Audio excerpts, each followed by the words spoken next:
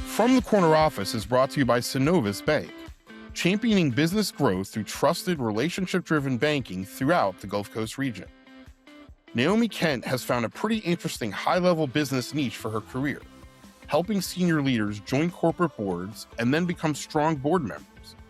She does that through a business she founded in 2025 in Naples, the Boardroom Co. The Business Observer writes often about methods, steps, and strategies to be a better leader, just like Naomi teaches her clients. To read those stories and more, subscribe to the Business Observer. Go to businessobserverfl.com. Hello, and welcome to the Business Observer's From the Corner Office podcast.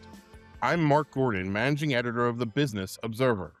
Today's guest is Naomi Kent, founder and CEO of the Boardroom Company. Naomi, welcome and thanks for being here. Hey, Mark. Thank you for having me. Appreciate it. Yeah, I'm looking forward to hearing more about the Boardroom Company and kind of your experience working with C-level people on boards. Before we get into that, let's get to know you a little bit better. People could tell you're not from the United States just from that brief intro, but Naomi, tell us about where you grew up and what your first ever job was. Yeah, so, I'll go through it as fast as I can, but I actually grew up in Southeast Asia, and then I moved back to the UK, went to boarding school in the UK, and lived there till I was about 28 years old. And then I've spent the last 20 years in the United States. I moved to New York City, then I went to Chicago, and now down in Naples, Florida. It's been a great ride. So my first job, sort of like the first one when you were paid, I was probably around 16, and I worked for my uncle's post office. I remember getting sort of told how to put things on shelves, but I don't think I was very good at it. So it wasn't a good start, but I enjoyed it. It was like a summer job. And then very shortly after that, I worked in hotels. I actually cleaned the rooms in hotels. So that's a whole other story, maybe not for this podcast, but there are a lot of stories from that time. But hey, getting how much was I paid? Probably around like $4 an hour. I was paid. So yeah, it was rough, but it was good. It was good training. Well, that is how you. I mean, my first job in New York, where I grew up, was at a McDonald's, cleaning counters and bathrooms for $3.50 an hour. So that is certainly how you start. You learn the value of showing up for work, for one. You really do. And I remember getting the paycheck and just being so excited, so happy, Yes. right? To just get paid. So it's on my time. For sure. What on leadership? What is one leadership trend or habit or thing that you do that you refuse to compromise on? Yeah, I think when it comes to working with people, I think first of all, you have to make good decisions with people coming in the door, right? So I think talent acquisition and training of people when they come in the door is really important. People know what to expect and they understand what the culture is. I'll give you a quick example. There's a company that says, they're a pretty large company actually, and they say, hey, our culture's not for everyone. If you don't want to work really hard and, put in the hours and put in the time and the blood, sweat, and tears, this may not be the company for you. And so I think most of the time leadership is made easier when people have good expectations, so they have the right expectations about what they're walking into. So, I think you can create any kind of environment, you can be any kind of leader, as long as people expect that and they know what to expect. I think that's important. Expectations are huge to know what you're getting into, for sure. All right, last rapid fire question, Naomi. I'm curious if this is biased based on where you're from, but coffee or tea in the morning, and how do you take it? I drank coffee early on, and then I stopped drinking coffee. Then I went to tea, like black tea. Then I had tea with milk, which is very British, by the way. And now I drink matcha tea, which is like a Japanese kind of green tea, but it's like a really bright green. So now I'm drinking that. I don't know. I feel like it's better, and it's got more caffeine, and And it's just, yeah, it just feels all around, it feels better. So Match the T. No, yes, that's awesome. Okay, excellent. Naomi, tell us about the Boardroom Company. What is that entity? What is its niche and sort of mission in the marketplace? yeah, so we work with senior professionals who want to be on corporate boards. They may be a little unclear on how to go about a search, how to go about presenting themselves to people as a board director. And generally, I'm working with people at a VP level or up. But I've also worked with younger people who are starting out and who want to build a board career from the age of about, 35 onwards. Generally, my clients are looking at retirement in the next, I don't know, 5, 10, 20 years, and they want something else. They don't want to just retire, right? They don't want to just end their kind of executive career and just do nothing. And I think if we think about our grandparents, they didn't have the technology or the ability to be able to do work from home. But I think now we have that opportunity. We don't have to just sit and take our pension. We can actually be mentors. We can be coaches. We can be on boards. We can consult. We can do project work. This gig economy is really working for people who are leaving their executive career, and it gives them the opportunity to do other things. So I'm specifically working with people who want to set that up for their lives, and they want to have some additional options. Yeah, it's interesting. You see, I see that a lot. You probably do it certainly in your career that people get to this level, as you just mentioned, the CEO, and they're getting toward that stage in their career, and they're looking for something else. There's a great example. A former guest on this show, A.G. Laughley, who was CEO of Procter and Gamble, obviously a really big branding company, and I think he's on 5 boards now. Now he's at an elevated level of his career. But one of the things I wanted to ask you about his example is he went to tech companies. He was not in a tech company, but he chose to be on tech boards, Snap, different new technology companies. Do you see that? Do you see executives looking to learn new things and be on boards that maybe industries they weren't in? Yeah, so actually, I think boards encourage people to join their boards who are not from their industry, and I'll give you a quick example. So let's take Snap as an example, right? So Snap makes money from a number of different things, advertising and all sorts of things. But one of the biggest revenue generating opportunities that it has is through brand sponsorships and advertising with actual like CPG brands, right? Things that people buy, things you find in your home, which sounds a bit like Unilever, right? So I think what they're trying to do is they're saying, hey, we understand technology. That's why we built a great company like Snap. And we have the technology and we know our audience, but we don't understand CPG. We don't understand how they work or how their advertising works or what they want. So if we have someone from their board advising us, maybe we can be better. So for a lot of companies, they actually look for people. I mean, they could look for somebody who's in the industry, but I don't know any other product that's like Snap at the moment, right? Like, what where could you find someone like that? So I think they want to innovate on the tech side. They need people to advise them on the revenue generating side, on the monetization, right? So I can see that being a play. And then I'll give you another example. I'm sure you've heard of Duolingo. So Duolingo is want to learn a language, you download Duolingo. Now, you can't buy Duolingo in a store, right? Completely online. It's an ad play. It's a lead gen play. It's an e-commerce play. Most of the people sitting on the Duolingo board have e-commerce as their background. Like, they know e-commerce. They come from Groupon, right? They come Yeah, from all these big firms. They don't need people who speak languages, right? They don't need right. somebody who speaks a language. That's not what they want. They don't need tech people. That's They just need the people who delivery, right? exactly. It's all Yeah, about making money at the end of the day. So if you yeah. surround yourself with great advisors, that's what works. So you've tapped into something very interesting, which is a lot of my clients initially they think, "Oh, I come from this industry. I must go into that Yeah. industry." And I have to kind of help them to see that actually there's benefits in having people from diverse industries. So you may find your options are much more open than you thought. So your clients are the people that you are helping to put on boards, not the boards that, or are they both? I don't how it It's works. Are actually they the both. boards as well? Yeah, it's actually both. So I work with about, but it's more dominated on the individual side. So I work with about 8. businesses last year to help them build their boards. And so far this year, I've worked with about six. So I'm actually running in probably higher than last year. And I help either with one, two, three, or sometimes even to help them build a board from scratch. What I do is I consult and help them see sort of, who they should be bringing onto their board based on their strategy, and then making some introductions. I don't act as a recruiter, but I make introductions so that they can take it from there.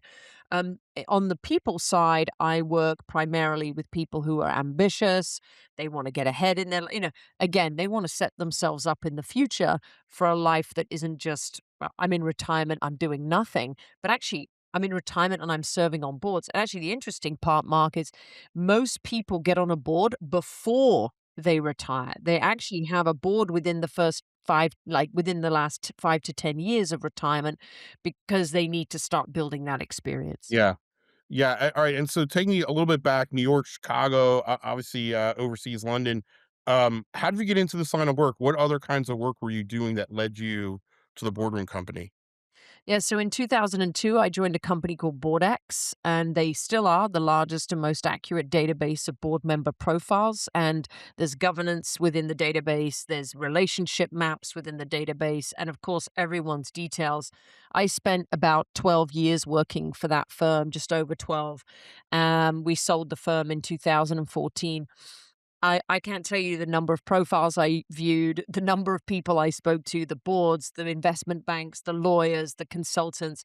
I spoke to everyone and learnt how boards really recruit, and it's not like a job search, it's not like that at all. It's very different. So I got a sort of inside view of what was going on. And then interestingly, after I worked at that firm, I was obviously in software and I was, demoing this product. People would say to me, "Oh, you've been in the board space. How should I get on a board?" And I would say, "I don't know. Let me see a little bit of your background." And I would give them advice. And then a couple of years later, they'd come back to me and say, "Hey, that advice really worked. I got on a board." And so I thought, hey, maybe there's something in this. So I started working for some career transition businesses, built the board vertical in both of those, and then finally ended up at a sort of firm that did search as well. So I did some recruiting, and then finally built my own business in 2015. Sorry, 2025. Sorry. So I've been at this now for a couple of years with my own brand, Yeah. but I've been obviously doing this for a lot longer. Yeah, yeah, so you're filling that unmet need, and then going back to the board, so I've heard, and we're gonna get into later, you have a podcast that talks about this, but I heard one of your episodes talking about what makes an effective board member. So tell our audience, because we have a lot of C-suite people in our audience, what are sort of the do's and don'ts of being a good uh, structural board member? I think there's a few things. One is knowing your role and responsibilities. So, knowing what it is that you're meant to be doing for that business. In most cases, you want to be more on the advisor side. You want to be more of somebody who is asking great questions of the leadership team, not saying, hey guys, move aside. I'll do it for you, right? So, not somebody who's going to step over them, but actually just advise, consult, and really help them challenge their assumptions about their business, right? Help them think with clarity, help them uncover risk, right? So there might be an issue at hand, or there might be an opportunity that they see, and you say, "Hey, have you thought about the regulation? Have you thought about tariffs? Have you thought about the problems that you may face down the road? What are our competitors thinking?" So it's all about asking great questions, but I want to layer on top of that the ability to bring the right attributes. So, for example, you want to have great communication. You need to be low ego, right? You can't come bringing, "Hey, everybody, it's my way or the highway." You have to be inquisitive and curious. You have to. So there's lots of different things that come into this. And I'll say this, Mark. Not every CEO makes a great board director, right? But if you've been a CEO, your chances of being a board director are pretty high unless you don't have those types of attributes, and then they get thrown off boards and they don't get offered more board positions. So Yeah, I've I mean, seen that happen the too. couple of things I wanna go back to, like, the ego part, certainly very astute, right? You don't want somebody I'm on a nonprofit board, right now, and I've been on others, and The worst thing I find is the egos where they're like, when I was at, and then brand or whatever, or when I was in New York, or when I was in LA, Right. but you're not, you're on this board. So that's a good advice. But you mentioned two other things that come up a lot in this podcast. Uh, Curiosity and clarity, right? How important is it, as you just mentioned, to have that mindset of being curious and asking questions? Why did you guys do that? Or how did that work? Or why didn't you take this road? And then how important is it to be very clear and precise on, as you mentioned earlier, what your expectations are? So I think it all starts with board members being deeply interested in the business and its future, right? It is your role and responsibility. Like in your nonprofit, your fiduciary duty is to the stakeholders and the shareholders, not to the CEO. Okay, that's not your boss, right? The CEO, you're the CEO's boss, Right. right? Yes. So it's a little bit of a different thing. So, but you have to be genuinely interested in the company. You have to continuously seek to learn and grow as well. Don't forget, you can't just be sort of sitting there saying, well, I'll just come to board meetings every quarter and figure out what's going on. You have to be reading outside of those meetings. And if you meet with someone, let's say I met with you and you're in the industry that I play in, I might ask you quite a lot of questions about what's going on in your world and what do you think is happening. And I just think they find every aspect of the company's operations, they find it engaging, they find it worthy of exploration. It's not that they're just there to kind of, hey, what's going on? I think they actually genuinely feel it. So when people say, hey, I want to be on a board, one of the first things I say is, what is your fit? Where do you fit on a board? So just like the nonprofit, I'm sure they didn't just bring you on because you said you wanted to be on the board. They wanted to understand, why do you want to be on our board? We need to know that you are genuinely interested. And then with that genuine interest creates the curiosity. It also makes you more prepared for board meetings. So again, you won't believe this, but I've heard of Fortune 100 company board meetings, board members, and these are board members, right, who have been CEOs of major firms, coming to board meetings that are not prepared. They did not read the minutes, they did not read the notes, they did not read the paperwork, they're not thoughtful, they're not engaging, they're there just figurehead, right? So you really want to avoid those types of people on your board. So you need to test for that.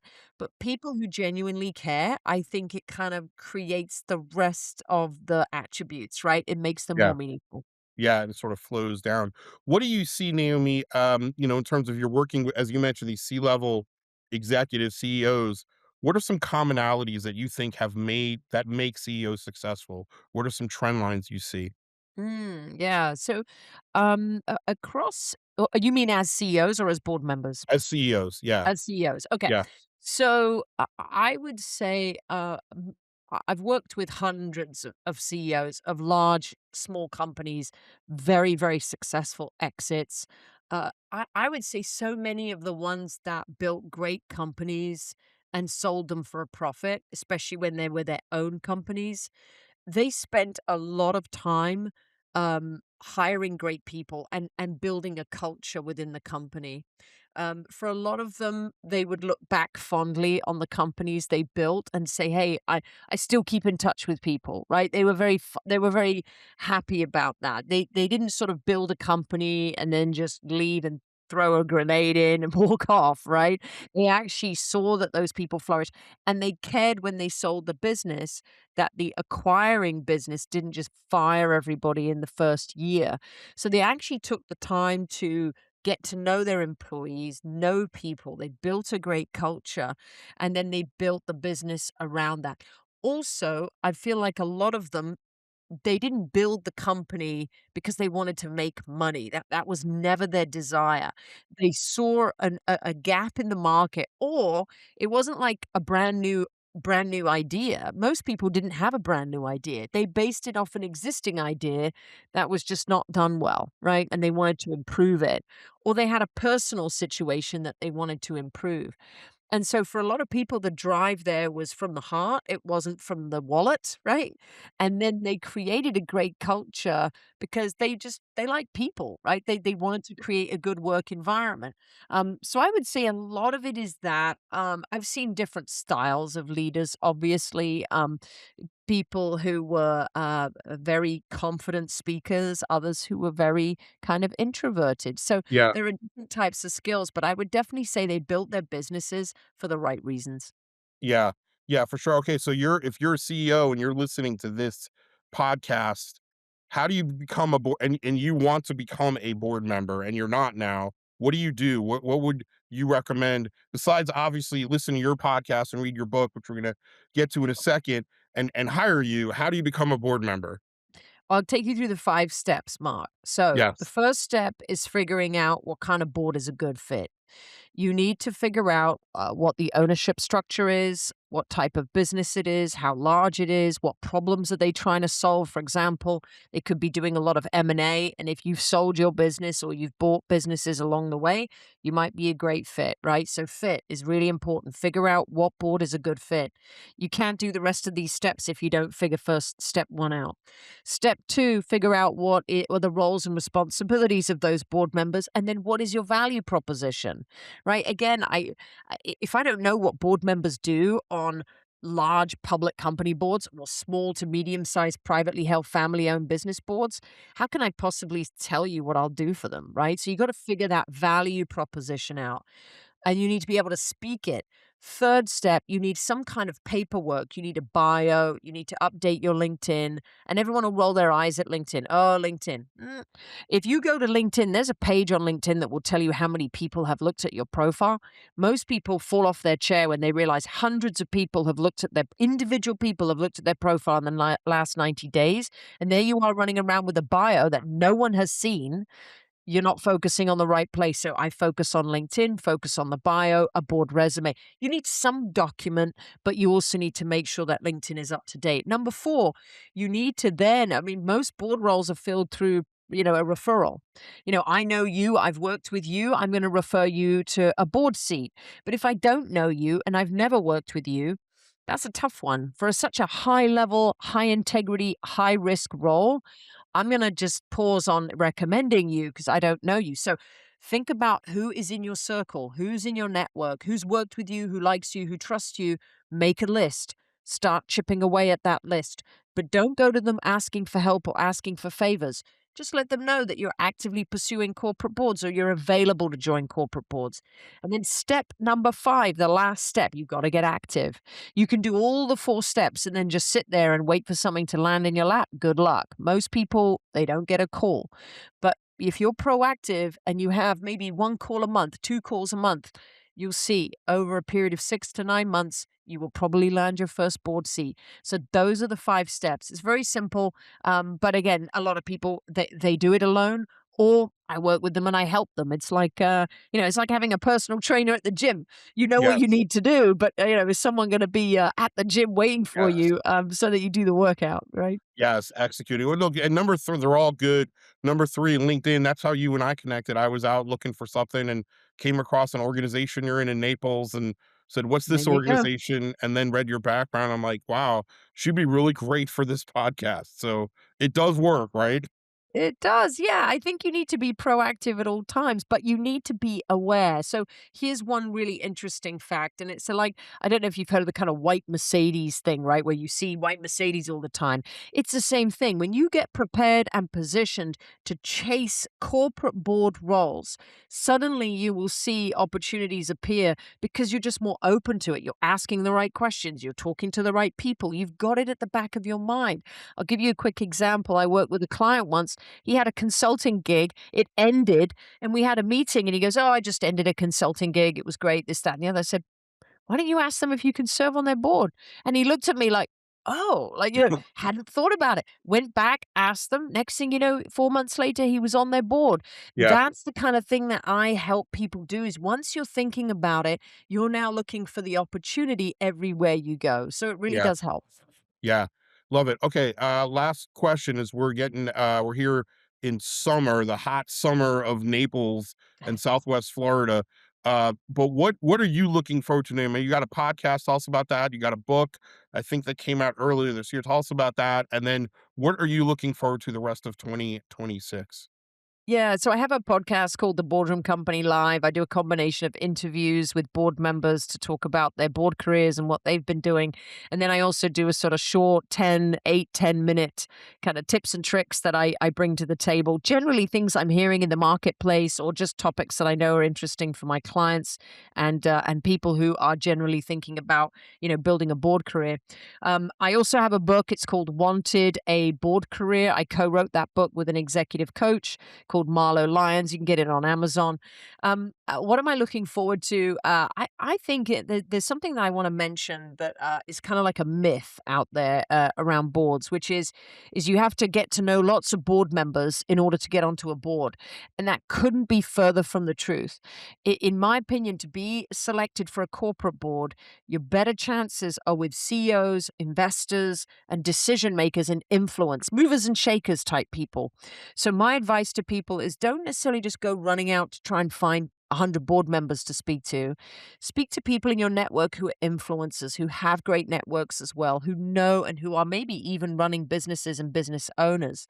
And so I recently joined a professional network down in Naples. It's called Pioneers and Legends. It's phenomenal. It's a Right. very close kind of elite group of people who are these types of people. So I'm certainly not putting it out there to say, but I want people to think about their networks a little differently. Don't just go to the big professional networks. Think about even creating your own, right? Invite a friend to lunch and say, hey, do you want to bring a friend next time, right? And start to build your own, because really the quality of the relationships and the people you like, trust, and know and want to do business with, that's where your next opportunity is probably going to come from. Yeah, success attracts success, right? That's right. Yeah. That's right. And people who are generally successful tend to be around others. And so Others. tapping into those networks rather than just tapping into groups of people that are also looking for board seats, right? It shouldn't Yeah. be about that. Yeah. Excellent. Naomi Kent, the Boardroom Company, thank you so much for joining us on the From the Corner Office podcast. Hey, Mark, it was great to be here. I appreciate you asking me all these insightful questions. Thank you very much. Thank you for listening to the Business Observer From the Corner Office podcast. I'm your host, Mark Gordon. This podcast was produced by Reed Corley of the Corley Company in Sarasota. To hear more episodes of From the Corner Office podcast, go to businessobserverfl.com.